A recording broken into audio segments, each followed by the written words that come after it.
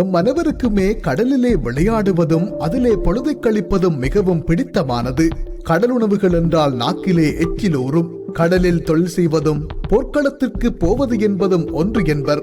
எப்போதும் நிச்சயமில்லாத வாழ்க்கை. இப்படி கடற்தொழிலில் ஆபத்துக்கள் இருந்தாலும் மீனவர்கள் கடலுக்கு செல்வதில் தயங்குவதில்லை. ஆனால் இலங்கையின் வடபகுதியின் கடற்பகுதியில் நடந்தேறுகின்ற சம்பவங்கள் நெஞ்சை பதற வைக்கின்றன. இனியொரு காலத்தில் இங்கு மீனினங்கள் வாழுமா என்ற சந்தேகம் நிலவுகின்றது. அப்படி என்ன பிரச்சனை இங்கு உள்ளது? இதற்கான தீர்வு என்ன? வெறும் அலைமோதும் கடலை பார்த்தால் அழகாகத்தான் இருக்கும். ஆனால் அதன் ஆழத்தில் சொல்ல முடியாத, சொன்னாலும் கேட்க முடியாத, கேட்டாலும் தீர்க்க முடியாத பல ரணங்கள் இருக்கின்றன. நங்கூரமிட்டு கப்பலை நிறுத்தும் திறன் கொண்ட ஈழதேசத்தின் வடபகுதி மீனவர்கள் தமது வாழ்க்கையை நிலைநிறுத்த முடியவில்லை. அதன் பின்னணியை விரிவாக ஆராய்கின்றது இவ்வாவண படம்.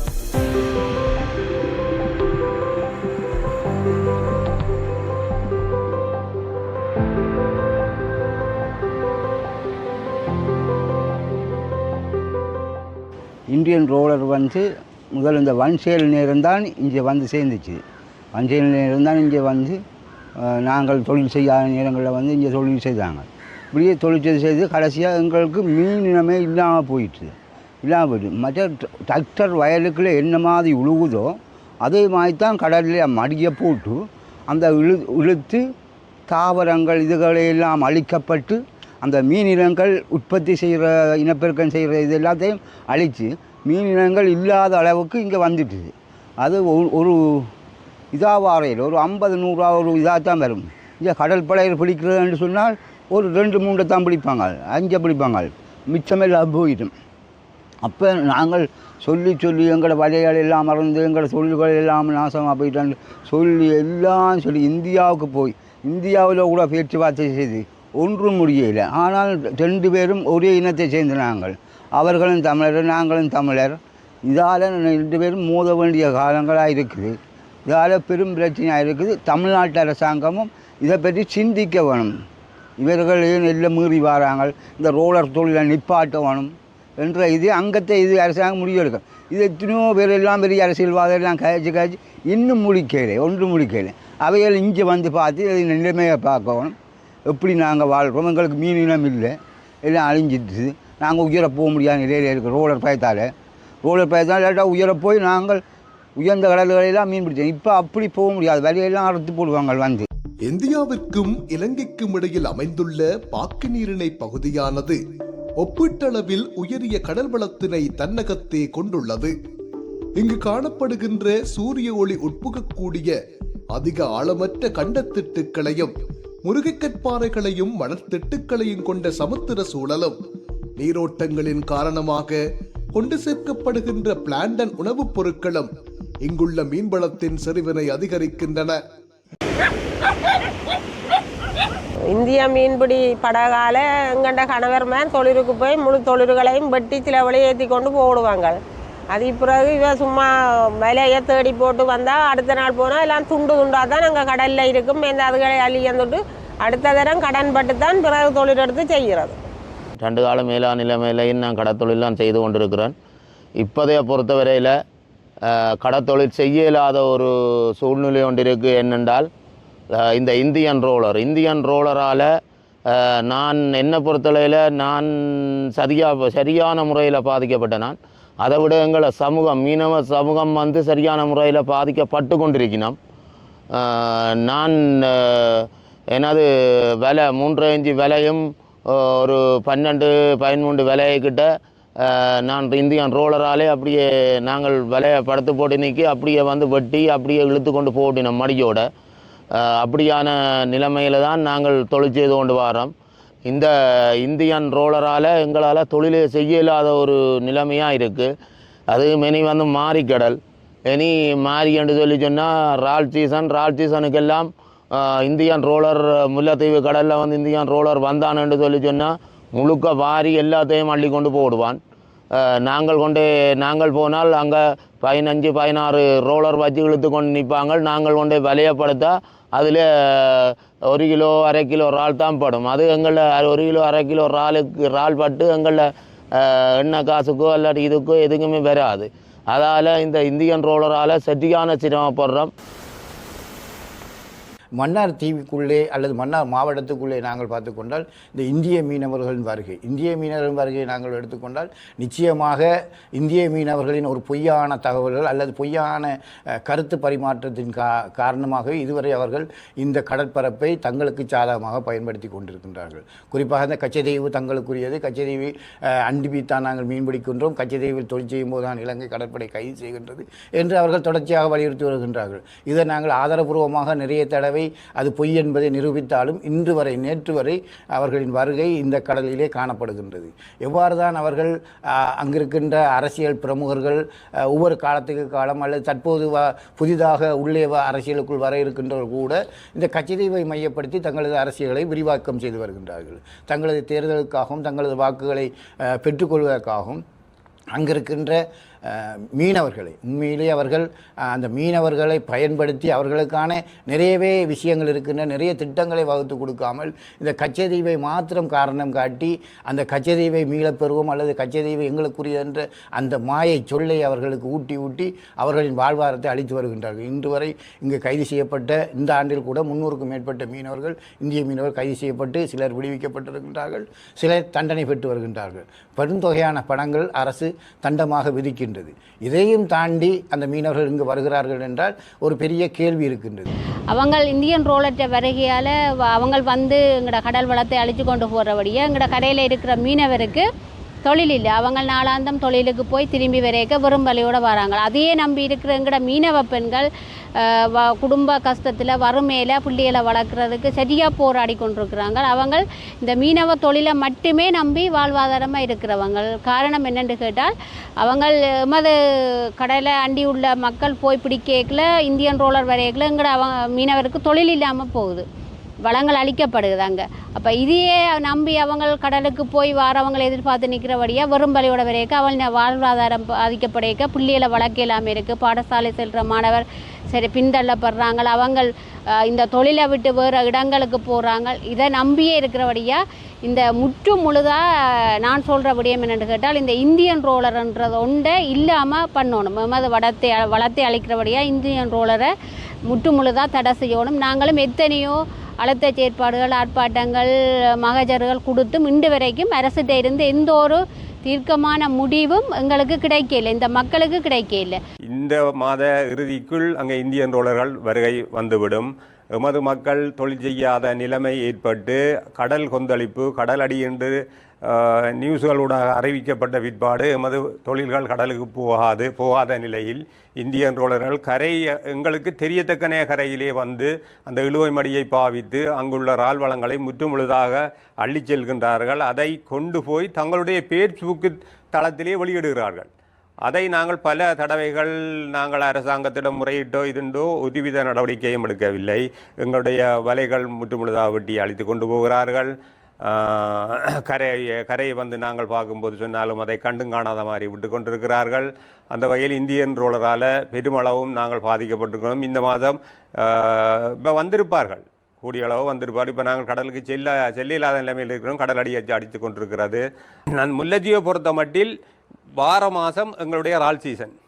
அந்த இறால் சீசனுக்கு பெரும்பாலும் எங்களுடைய மக்கள் அதை நம்பித்தான் வாழ்வாதாரத்தை கூடிய பாகம் கொண்டு செல்ல, கல்விக்கு இதுக்கு எல்லாத்துக்கும் கொண்டு செல்லப்படுறது அது கூடியவான தொழில் அது. ஆனால் அந்த தொழில் முறையில் இந்தியன் ரோலர் வருகை ஒவ்வொரு வருஷமும் வந்து கொண்டே இருக்கிறது. இந்தியன் ரோலரால் நம்பி 2-3 தரம் விலை வெட்டுப்பட்டு 30 விலைக்கிட்ட போயிட்டு தட்டு விலைன்னு சொல்லி தனியாக தொழில் செய்யும் போது வெட்டி கொண்டு போயிட்டாங்களோ. அதனால் எங்களுக்கு வேறுங்க இவ்வளோ விலையும் இந்தியன் ரோலர் வெட்டி தான் குமிச்சு விட்டுக்கிறோம். எங்களுக்கு இழுவப்படாத தொழில் செய்கிற சரியான கஷ்டமாக இருக்குது. அது சுருக்கு வேலைகள் எங்களால் உழைக்கலாம் இருந்து கொண்டு இந்த மேரியில் தான் இந்த சாதம் இந்த தொல்லை செய்ய வழி கிடைக்கும். மேரிக்கு இந்தியன் ரோலர் வரும் வந்து வேலையில் அழிச்சு இப்படியே சீரழிஞ்சு கொண்டு திரிகிறோம். போன மேரிக்கு எனக்கு 2 தினமும் 10 வேலையாக போனது. இந்த சங்கத்துக்கு எல்லாத்துக்கும் தெரியும். வடமாகாணத்தை பொறுத்தவரை முல்லைத்தீவில் 6330 மீனவ குடும்பங்களும், கிளிநொச்சியில் 4640 மீனவ குடும்பங்களும், யாழ்ப்பாணத்தில் 23940 மீனவ குடும்பங்களும், மன்னாரில் 17590 மீனவ குடும்பங்களும் இத்தொழிலையே வாழ்வாதாரமாக கொண்டு வாழ்கின்றனர். குறிப்பாக இந்தியாவிலே இருக்கின்ற இந்த மல்டிடே போட்ஸ் பல நாள் தங்கி நின்று தொழில் செய்கிற அந்த படகுகளை பயன்படுத்தி இந்த முல்லைத்தீவு கடற்பிராந்தியத்தில் பெருமளவான இந்திய இழுவை மடிகள் கண்ணுக்கு புலப்படுகின்ற தூரத்திலே குறிப்பாக கரையிலிருந்து ஒரு ஒரு கிலோமீட்டரிலிருந்து 3 கிலோமீட்டருக்கு உட்பட்ட இவ்வாறான ஒரு குறுகிய தூரத்திலே வந்து அவர்கள் எங்களுடைய வளங்களை சூறையாடுவது மட்டுமல்லாமல் சூழல் பாதிப்புக்கு ஏற்புடையதாக இந்த கடல் தோற்றங்களை அழித்து இந்த மீனவர்களுடைய வாழ்வாதாரத்தை முற்றுமுழுதாக அழித்து செல்கிறார்கள். ஆனால் எங்கட 65 போட்டு இல்லை இப்போ ஒரு போட்டும் கூட தொழில் செய்ய முடியாத நிலைமையில் இருக்குது. அவன் வந்தானண்டா படையோட வரும் 4-5 இடத்துல உள்ள ரோலர்கள் வரும், 1-2 இல்லை. இப்போ வந்ததுண்டா எங்கட விலைகளை வெட்டி சேதப்படுத்தி அவைன்ற இறால் இப்போ சீசன், அவைக்கு இறால் வர சீசன் 20 கிலோ 30 கிலோ இறால் அவைக்கு பிடிச்சா காணும். 6500 ரூபா போகுது ஸ்பெஷல் இறால். அதை பிடிக்கிறது தான் வாரது. எங்கட வலைகளுக்கு கொண்டு போட்டு எங்கட வள்ளங்களுக்கு போட்டு இழுத்து எங்களை தொழில் செய்ய முடியாத நிலைமையில் வந்துடுது. இப்போ 55 போட்டும் இறங்க முடியாமல் வேறு முயற்சி தொழில் சின்ன தொழிலுக்கு தான் போகுது. மற்ற கூலி வேலைக்கும் போகிறாங்க. இந்த படகுகள் முழுக்க எங்கடைகள் முழுக்க மேலே தான் கிடக்குது. அதை விட இப்போ எங்களுக்கு அடுத்த கிழமை நல்ல உழைப்பு நடக்கக்கூடிய காலம். கையோடு கொண்டு போய் கையோடு கொண்டுறக்கூடிய தொழில் இல்லை. இந்த தொழில் விலையப்படுத்தா இந்த தலைப்பிலேருந்து அந்த தலைப்புக்கு மறைஞ்சு போய் நிற்கிற தொழிலுங்கிற தொழில்கள். அப்போ ரோலர் வாரதும் தெரியாது. அப்போ அவன் இந்த இலங்கை இராணுவ நேவி போட்டால் அவன் லைட்டை நூற்று போட்டு இருட்டுக்கு தான் வந்து எண்டுவான். எங்கட லைட்டோடு நாங்கள் போட்ட மாதிரி எங்கட லைட்டை போட்டுவிட்டு எங்கட லைட்டை போட்டுவிட்டு எங்கட வெள்ள மாதிரி என்னுடனே ரோலர் இந்த எங்கட நேவி ஒன்றும் செய்யான் எங்கட வெள்ளங்களாம் அங்கட கண்டுவிட்டு போவேன். 2009க்கு முன்னம் இந்தியா என்ற தலையீடுகளோ ரோலர்களோ எந்த ஒரு இதுவும் அதுக்கு முற்பட்ட காலத்தில் இல்லை. ஆனால் இன்று மீள்குடியேற்றம் செய்யப்பட்டு நாங்கள் 15 வருஷம் கடந்த நிலையிலையும் இந்தியன் ரோலர் பிரச்சனை தொட்டு மடிவேலை பிரச்சனை தொட்டு நிறைய எமது எல்லை பகுதியில் அது பேப்பாரப்பட்டி பகுதியாக இருக்கலாம், எங்களுடைய வெலப்பாடு, அன்புபுரம், நாச்சிக்குடா இந்த பகுதிகளில் வந்து கடந்த 23ஆம் ஆண்டு கிளிநொச்சி மாவட்ட கடற்தொழில் திணைக்களத்தால் இந்தியன் ரோலர்களை பிடித்து கிளிநொச்சி மாவட்ட கௌரவ நீதிமன்றத்தில் முற்படுத்தப்பட்டிருக்கு. எனவே இன்று நாங்கள் இதில் குறிப்பாக சொல்கிறோம்னா இரு நாட்டு அரசு ஸ்ரீலங்கா அரசும் இந்திய அரசும் சேர்ந்து இந்த எல்லை நிர்ணயம் என்ற கடலில் எல்லை நிர்ணயம் இருக்குது. அந்த எல்லை நிர்ணயத்தில் உண்மையிலே இரு நாட்டு கடற்படைகளும் இருக்குது. இந்த கடற்படை இருக்கும்போது அந்த எல்லையை தாண்டி வாரதுன்றது மிகவும் தெரியாமல் ஒன்றல்ல. இது வந்து இரு நாட்டு அரசும் வந்து அதை கண்டும் காணாமல் இது நடக்கலாம்ன்றது தான். நாங்கள் பல தடவைகள் நாங்கள் இந்த போராட்டத்தை வடமாகாண இணையம் நெக்ஸோ நிறுவனம் ஊடாக பல போராட்டங்களை நாங்கள் நடத்தியிருக்கின்றோம். உண்மையிலே வடபகுதியிலே 63% கடல் வளம் எங்களோட வடமாகாணத்திலே இருக்குது கடற்தொழிலாளருக்காக. இந்த 63% கடற்தொழிலாளர்களும் உண்மையிலே அவர்கள் அந்த தொழிலை செய்ய முடியாமல் சொல்லுற துன்பத்தை அனுபவிக்கணும். ஏனென்றால் எந்த ஒரு அதிநவீன படகுகள் எங்களுடைய கடற்தொழிலாளர்கிட்ட இல்லை. அது இந்தியாவில் வந்து நவீன ட்ராடர் பூட்டின படகுகளை கொண்டு வந்து எமது பகுதிக்குள்ள இந்த சட்டவிரோத தொழில்களை தொடர்ச்சியாக செய்து கொண்டிருக்கிறோம். யுத்தத்துக்கு முன்பு வடமாகாணத்திலே இருந்து இலங்கையிலே 3/2 கடலுணவை ஏற்றுமதி செய்த இந்த வடக்கு கடற்றொழில் சமூகம் இன்றைக்கு யுத்தம் முடிந்து எப்படி நாங்கள் அழிக்கப்பட்டிருக்கின்றோம் அல்லது எப்படி நாங்கள் கடலை விட்டு அந்நியப்படுத்துகிறோம் என்று இலங்கை அரசாங்கத்தின் நிகழ்ச்சி நிரல் சரியாக இருக்கின்றது. உதாரணத்துக்கு யாழ் மாவட்டத்தை எடுத்து பார்த்தால் யுத்தத்துக்கு முன்பு 26,000க்கும் மேற்பட்ட குடும்பங்களாக கடற்றொழிலே ஈடுபடும் குடும்பங்கள் இருந்திருந்தார்கள். ஆனால் இன்று 17,500 குடும்பங்களுக்கு குறைவாக கடற்றொழிலே ஈடுபடுகிறார்கள். ஏனென்று கேட்டால் கடலில் போய் நியாயமான முறையில் தொழில் செய்ய முடியாது. முடியவும் இல்லை. ஏனென்று கேட்டால் முழுக்க சட்டவிரோதமான தொழிலும் முறையற்ற தொழிலும். இந்த இந்திய இழுவப்படகினாலே எங்களுடைய தொழிலாளர்களுடைய தொழில் சேதமாக்கப்படுவதாலும் அவர்களுடைய வேலைகள் அறுந்து திருப்பி வண்டி போட முடியாத காரணத்தினாலும் அவர்கள் தொழிலுக்கு செல்வதற்கான முன்னாயத்தங்கள் செயற்பாடுகள் செய்யப்படவில்லை. இதன் காரணமாகவே இப்போ அண்மையிலே ஒரு காளிதாசன் என்ற ஒரு தொழிலாளருடைய 7 வேலைகளை இல்லாமையாக்கப்பட்டது. இந்தியன் ரோலர் ரன் எழுத்தத்தின் வழி காரணமாக. அதை விட சுதர்சன் என்ற ஒரு மீனவருடைய தொழில் ஒரு 18 வேலை இல்லாமல் போயிட்டது. அதன் போல யோகநாதன் என்பவருடைய வேலை அவர் விளமீன் படிக்க போட்ட இடத்துல அந்த வேலை இல்லாமல் போயிட்டது. இப்படியே காலத்துக்கு காலம் இந்திய ரோலர்கள் வந்து எங்களுடைய மீனவருடைய வேலையை அறுத்து கொண்டு செல்வதால் அழிவுறச் செய்வதால் அவர்கள் மீள ஒரு முதலீடு செய்ய முடியாமல் இருக்கின்றார்கள். இந்த இலங்கை இந்திய மீனவர்களுடைய பிரச்சனை நீண்ட காலமாக தொடர்கிறது. இலங்கையினுடைய புதிதாக பதவியேற்ற ஜனாதிபதி அனுரகுமார திசாநாயக்காவும் இந்தியா விஜயத்தை மேற்கொண்டிருக்கின்றார். கடந்த வாரம் இலங்கையினுடைய எதிர்க்கட்சி தலைவர் சஜித் பிரேமதாசாவும் இந்தியாவுக்கு விஜயத்தை மேற்கொண்டிருக்கின்றார்கள். நாங்கள் கேட்கிறோம், இறமையுள்ள எங்களுடைய கடலிலே வந்து அத்துமீறி சட்டவிரோத முறையற்ற தொழில் செய்வதை எப்படி அங்கீகரிக்கின்றார்கள்? இது ஏன் இலங்கையிலே ஒரு பாதுகாப்பு அமைச்சு இறமையுள்ள கடற்படையினால் கட்டுப்படுத்த முடியவில்லை?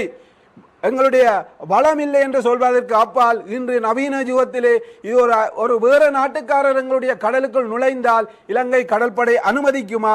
அல்லது அதை இந்த ரடர்களின் மூடாகவோ அல்லது விஞ்ஞான ரீதியாகவோ கண்காணிக்க முடியாமல் இருக்கின்றதா இந்த கடற்படையில் என்ற கேள்வி எங்களுக்கு இருக்கின்றது. என்று கேட்டால் இன்றைக்கு நவீன தொழில்நுட்பம் வளர்ந்து எங்களுடைய எல்லைக்குள்ளே வெளிநாடுகள் வந்து மீன்பிடிக்க இலங்கை அரசாங்கம் பார்த்து கொண்டிருக்கின்றது. ஆனால் ஜனாதிபதி போயும் ஒரு முடிவு அல்ல, கடற்றொழில் அமைச்சர் போயும் ஒரு முடிவும் அல்ல. இந்த அரசாங்கம் வந்து ஒரு வருஷத்தை கடந்து விட்டது. இலங்கை இந்திய மீனவர்களுடைய பிரச்சனைக்கு நிரந்தர தீர்வை ஏன் எட்ட முடியாமல் இருக்கிறது? நாங்கள் கேட்கின்றோம். 2016ஆம் ஆண்டு இந்திய தலைநகர் டில்லியிலே இலங்கையினுடைய வெளிவிவகார அமைச்சர் மறைந்த மங்கள சமரவீர அவர்களும் இந்தியாவினுடைய வெளிவிவகார அமைச்சர் மறைந்த அம்மணி சுஷ்மா சுவராஜ் தலைமையிலே இரு நாட்டு மீன்பிடி அமைச்சர்கள், மீனவர்கள், அதிகாரிகள் நடந்த கலந்துரையாடலிலே 2016ஆம் ஆண்டு 11ஆம் மாதம் 5ஆம் தேதி நடந்த எட்டப்பட்ட இணக்கப்பாட்டை ஏன் இலங்கை இந்திய அரசுகள் முன்கொண்டு போகவில்லை என்றால், நாங்கள் வடக்கு கடற்றொழிலாளர்களை இந்தியாவோடு மோத விடுவதனால் இலங்கை அரசாங்கத்துக்கு நன்மை இருக்கிறதா அல்லது நாங்கள் வேறு நாட்டு மீனவர்கள் என்று அந்த நடைமுறையை இலங்கை அரசாங்கம் ஏன் கையில் எடுக்கவில்லை? எவ்வளோ பேரெல்லாம் காய்ச்சி இந்த சமாசங்கள் அதுகள் இது காய்ச்சி இந்த அரசியல்காரன் ஒன்றுமே சரி வரையில் இதுவரை காலம். இதுக்கு மேலே எங்களால் சொல்ல முடியாது. எங்களை கடல் வளம் எல்லாம் அப்படியே தர தட்டியே எல்லாம் சமநிலைக்கு ஆக்கி விட்டுருவாங்க. அந்த ரோலர்ன்றது மடியை போட்டு கேடரை பூட்டி இழுக்கிறது, டிராக்டர் மாதிரி இழுத்து கொண்டு போகிற வழியை. இதுக்கு பிறகு நாங்கள் இதை சொல்கிறதுல ஒன்றும் இல்லை. இந்த ரோலரால் மீனங்களே இல்லாமல் போகுது. அதுகளை எல்லாத்தையும் முட்டு அனுப்பாடினா தான் இங்கே நாங்கள் வருங்காலத்தில் மீனை பார்க்கலாம். இப்போவே நாங்கள் பிடிக்கிற மீனில் ஒரு முன்னேக்க 100 கிலோ பிடிச்சா இப்போது அது 1 கிலோ 2 கிலோ தான் அந்த மீனை பிடிக்க முடியாது. அப்படி மீனினங்கள் எல்லாம் குறைஞ்சிட்டு அப்போ வருங்கால பிள்ளைகளுக்கு அந்த மீனினங்கள் தெரியாமல் போகுது. சில மீனினங்கள் இல்லாமல் போயிட்டு. இலங்கையிலே அதிகாரிகள் 3-4 வருடத்துக்கு ஒருக்காக மாறுவார்கள். அந்த அதிகாரிகள் பிரச்சனையை பிடிப்பதற்கிடையில் வடக்கில் அரவாசி கடற்றொழில் சமூகம் அழிந்திரும். இந்த தொழில் அழிக்கப்படுவதனால எங்களுடைய சமூகம் கூலி தொழிலுக்கு செல்கின்றது அல்லது கடலை விட்டு அந்நியப்பட்டு வேறு தொழிலுக்கு செல்கின்ற நிலை இன்று வடமாகாணத்திலே அதிகரித்து காணப்படுகிறது. இலங்கையிலே என்னென்ன சட்டங்கள் சட்டமாக்கப்பட்டு பாராளுமன்ற சபாநாயகர்களாலே கையெழுத்திடப்பட்டு புத்தகமாக அடுக்கி வைக்கப்பட்டிருக்கிற அத்தனை கடற்றொழிலாளர்களுடைய சட்டமும் இலங்கையிலே வடமாகாண கடலிலே அரசாங்க ஆதரவோடு முழுமையாக நடைபெறுகிறது. ஏனென்றால் சட்டவிரோதமான தொழிலை கட்டுப்படுத்துவதற்கு எதற்கு கால அவகாசம்? சட்டம் இருக்கு, பாராளுமன்ற நிறைவேற்றி இருக்கு, சபாநாயகர் கையெழுத்திட்டு இருக்கிறார். இதை நடைமுறைப்படுத்துவதற்கு இலங்கை ஆள்கின்ற அரசாங்கங்களும் ஆண்ட அரசாங்கங்களும் எதற்கு கால அவகாசம்? இதுதானா இலங்கை இந்த பாராளுமன்றத்தில் உருவாக்கப்படுகிற சட்டத்தின் நிலைமை? சட்டத்தை உருவாக்கி கட்டி வச்சிட்டு சட்டம் இருக்குது என்று காட்டிக்கொண்டு நடைமுறைப்படுத்தாமல் அது வடக்கிலே இருக்கிறது என்றால், வடக்கிலே பாதிக்கப்படுறது என்றால் ஒரு கடற்றொழில் சமூகமாக கிளிநொச்சி, முல்லைத்தீவு, மன்னார் மாவட்ட சமூகங்கள்லாம் இருக்கின்றது. நாங்களும் தொடர்ந்து இலங்கை குடிமக்கள் என்ற ரீதியிலே எங்களுடைய ஜனநாயக முறையிலான தீர்வை இந்த அரசாங்கங்கள் தரும் என்று பார்த்தால், அதுவும் தடை செய்யப்பட்ட சட்டத்தை நடைமுறைப்படுத்துவதற்கே கால அவகாசம் கோருகின்ற அரசாங்கங்களாக இருக்கின்றது. இந்த அவகாசங்களை பாராளுமன்றத்திலே கோரலாமே. இந்த சட்டங்களை வடக்கிலே நடைமுறைப்படுத்துவதற்கு கால அவகாசம் தேவை, அல்லது சட்டவிரோதமான தொழிலை கட்டுப்படுத்த கால அவகாசம் தேவை. இத்தனை திணைக்களங்கள் நெக்டா நாரா ஆய்வு செய்து சட்டங்களை உருவாக்கி இதை நடைமுறைப்படுத்துவதற்கு கால அவகாசம் தேவை என்றால் எதற்கையா சட்டம், எதற்கையா பாராளுமன்றம், எதற்கையா நீங்கள் 224 பேரும் பாராளுமன்றத்தில் கூடி சட்டத்தை உருவாக்குகிறீர்கள் என்ற கேள்வி வடக்கு கடத்தொழிலாளருக்கு இருக்கின்றது. இதை பாராளுமன்றத்துக்கு போகின்ற 224 மக்கள் பிரதிநிதிகளே, உங்களால் உருவாக்கப்பட்ட சட்டம் வடக்குக்கு இல்லையா, அல்லது நடைமுறைப்படுத்த முடியாதா? புத்தகத்திலே கட்டி சட்டம் இருக்குது என்பதற்காக நீங்கள் தயாரிக்கப்படுகிறீர்களா பாராளுமன்றத்திலே? இந்த பாராளுமன்றத்தின் ஜனநாயகம் இலங்கையிலே தமிழர்களுக்கு இதுதானா என்றதை கடற்றொழில் சமூகம் நாங்கள் வேதனையோடு கவலையோடு தெரிவிக்க வேண்டிய ஒரு துர்ப்பாக்கிய நிலைக்கு நாங்கள் தள்ளப்பட்டிருக்கின்றோம். இந்த கடல் எல்லைக்குள் இந்திய மீனவர்கள் வரக்கூடாது என்பதில் நாங்கள் தெளிவாக இருக்கின்றோம். எங்களுக்கு தேவை எங்களது கடல் பாதுகாக்கப்பட வேண்டும். அண்மையில் கூட இந்த கடலினூடாக பலவிதமான துஷ்டமான சம்பவம், குறிப்பாக சட்டவிரோதமான சம்பவங்கள், இந்த வடகடலை இப்போது மாஃபியாக்கள் பயன்படுத்தக்கூடிய கடத்தல்காரர்களும் போதை வஸ்து கடத்தல்காரர்களும் ஏனைய கடத்தல் வழிமுறைக்கும் மனித கடத்தலுக்கும் இன்று இந்த கடல் பகுதி பயன்படுத்தப்படுகின்றதோ என்ற எண்ணம் இந்த வடபகுதி மீனவர்களுக்கு இப்போது ஏற்பட்டிருக்கின்றன. கடலில் தொழிற்சியவர்கள் மீனவனா அல்லது கடத்தல்காரனா என்பது கூட தெரியாத சூழலில் இன்று இந்த வடபகுதி கடல் ஆக்கப்பட்டிருக்கின்றது. இது அரசாங்கம் சொல்கின்றது, நாங்கள் தீவிரமான கண்காணிப்பில் இருக்கின்றோம் என்று. ஆனால் இருந்த போதிலும் அவ்வப்போது கடத்தல் பொருட்கள் அகப்பட்ட வண்ணமே இருக்கின்றன. ஆனால் அது கூட 100-10 1 தான் அகப்படுவதாக நாங்கள் பார்க்கின்றோம். 9 ஏதோ ஒரு வகையிலே தனது இலக்கை நோக்கி அது சென்றடைந்து விடுகின்றது. ஒன்றை மாத்திரம் அடையாளத்துக்கு பிடிக்கின்றார்களோ என்று என்ன தோன்றுகிறது. எனவே கண்காணிப்பு என்பது கடலில் போதுமானதாக இல்லை. பல வளங்கள் இருக்கின்ற நாட்டிலே இப்போ கைது செய்யப்படுகின்ற இந்திய படகுகளை கூட நினைத்தால் இலங்கை கடற்படை அதை திருத்தங்களை செய்து தங்கள் பயன்பாட்டுக்கு பயன்படுத்தலாம். மீனவர்கள் நாங்கள் அதை கோரவில்லை. எங்களுக்கு தாருங்கள், அந்த கைப்பற்றப்பட படகுகளை எங்களுக்கு தாருங்கள் என்று கூட நாங்கள் கேட்கவில்லை. அது எங்களுக்கு தேவையும் இல்லை. ஆனால் அதை இலங்கை கடற்படை பயன்படுத்தலாம். இன்னும் அதிலே மெருகூட்டி அதை தங்களுக்கு சாதகமானதாக ஆக்கிக்கொள்ள இந்த கடற்படை அரசாங்கம் அந்த ஏற்பாடை செய்து கொடுத்தால் கடற்படை தங்கள் ரோந்து நடவடிக்கையை தீவிரப்படுத்த வேண்டும், எங்களது எல்லையை பாதுகாக்க வேண்டும். அவ்வாறு பாதுகாப்பதன் மூலத்தான் இந்திய மீனவர் வருகை கட்டுப்படுத்த முடியும். நாங்கள் ஒரு கடலை ஆண்ட சமூகம், கடலை கட்டி வைத்த கடலை கட்டி ஆண்ட தமிழ் சமூகம் இன்று கடலிலே போய் எங்களுடைய வாழ்வாதாரத்துக்கு கூட தொழில் செய்ய முடியாது. எங்கட பிள்ளைகளை நாங்கள் அடுத்த கூலி தொழிலுக்கோ கடற்தொழிலை விட்டு அந்நியப்படுத்துவதற்கு இலங்கை அரசாங்கத்தின் நிகழ்ச்சி நிரலுக்கு எங்களுடைய தமிழ் பாராளுமன்ற உறுப்பினர்களும் செல்கின்றார்களா என்ற கேள்விதான் எங்களுக்கு இருக்கின்றது. நீங்கள் எங்களுடைய வடக்கில் இருக்கிற பிரச்சனையை சட்டம் இருக்கிறதே நடைமுறைப்படுத்த இல்லை என்று ஒரு பாராளுமன்ற உறுப்பினர்கள் கேட்டார்களா? 96ஆம் ஆண்டு 2ஆம் இலக்க சட்டம், 2017ஆம் ஆண்டு 11ஆம் இலக்க சட்டம், 2018ஆம் ஆண்டு வெளிநாட்டு மீனவர் ஒழுங்குபடுத்தல் சட்டம், இந்த சட்டங்கள் இப்பையும் அந்த பாராளுமன்ற கதிரையிலே இருப்பவர்கள், புதிதாக போனவர்களை சொல்லவில்லை, இருப்பவர்கள் நீங்கள் உருவாக்கினீர்கள். ஆனால் அது ஏன் இன்று வரையும் நடைமுறைப்படுத்தப்படவில்லை என்று ஒரு கேள்வி கேட்கிறது உங்களுக்கு முடியாதா? அல்லது இலங்கை அரசாங்கத்தோடு சேர்ந்து நீங்களும் வடக்கு கடற்றொழிலாளர்களை கருவறுக்கும் செயல்பாட்டில் தமிழ் பாராளுமன்ற உறுப்பினரில் பெரும்பான்மையோர், ஒரு சிலரை தவிர பெரும்பான்மையோர் செயல்படுகிறார்களா என்ற ஐயப்பாடு எங்களுக்கு இருக்கிறது. நாங்களும் ஒரு மக்கள் வாழ்கிறோம், எங்கட கையை நாங்கள் நம்பி உழைச்சி வாழ்கிறோம். உங்களோட வரவு செலவு திட்ட நிதி வேணாம். இந்த சட்டங்களை முழுமையாக இலங்கை பாராளுமன்றம் நடைமுறைப்படுத்துமாக இருந்தால் வடக்கு கடற்றொழில் சமூகம் யுத்தத்துக்கு முன்பு 2/3 பகுதி மீனை இலங்கைக்கு அந்நிய செலாவணியை ஈட்டி தந்ததற்கு மேலாக நாங்கள் ஈட்டி தருகிறோம். உங்களுடைய வரவு செலவு திட்டமும் வேணாம், உங்களுடைய பணமும் வேணாம். நீங்களால் உருவாக்கப்பட்ட சட்டத்தை இன்றைய தினத்திலே இருந்து நடைமுறைப்படுத்துங்கள். நாங்கள் ஒவ்வொருவரும் எங்களுடைய நாட்டுக்கான அந்நிய செலாவணியையும் எங்களுடைய மக்களுக்கான புரதமான கடல் உணவையும் நஞ்சற்ற கடல் உணவையும் வழங்க 2 லட்சம் மக்களும் 50,000 குடும்பமும் தயாராக இருக்கின்றது. எங்களை தொடர்ந்து ஏமாற்றாதீர்கள். தொடர்ந்து ஏமாற்றுவீர்கள் என்று நினைத்திருந்தால் மீனவர் சமூகமும் ஒரு பொறுமைக்கு ஒரு எல்லை உண்டு என்பதை நாங்கள் தெரிவித்துக் கொள்கின்றோம். இவ்வாறு எத்தனையோ தடவைகள் தமது வழிகளை பல வழிகளில் பல தரப்பினருக்கு குறிப்பிட்டாலும் அதை எதையும் பொருட்படுத்தாமல் கடந்து செல்கின்றனர் ஆட்சியாளர்கள். இப்போது இதற்கான தீர்வு வழங்கப்படவில்லை எனில் பின்பு வழங்க நினைத்தாலும் வடபகுதி கடலில் மீனினங்களும் இருக்காது, கரையில் மீனவர்களும் இருக்க மாட்டார்கள். காலம் தாழ்த்துவதும் கடந்து செல்வதும் ஒரு சமூகத்தை வேரோடு சாய்க்க வல்லது.